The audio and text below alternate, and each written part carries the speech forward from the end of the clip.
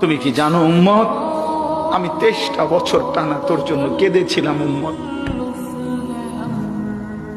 আমি এমন কাঁদা কাঁদছি রে উম্মত তোদের জন্য।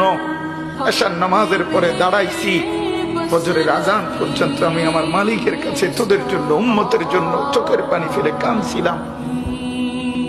আমার এত চোখের পানি তোর দিল গলাইতে পারলো না। আমি তায়েফের পাথরের আঘাতে আমার পিঠটা চালনির মতো ছিদ্র ছিদ্র হয়ে গেছে রক্তে। আমি বুকে পেটে 2টা পাথর বাঁধছি ক্ষুধার কষ্টে। আমি উহুদের দান শহীদ করা রক্তে উহুদের ময়দানে পড়েছিলাম বেহুশ হয়ে। আমার ঘরের চুলায় 3 মাস রান্নার জন্য কোনোদিন চুলায় আগুন জ্বলে নাই।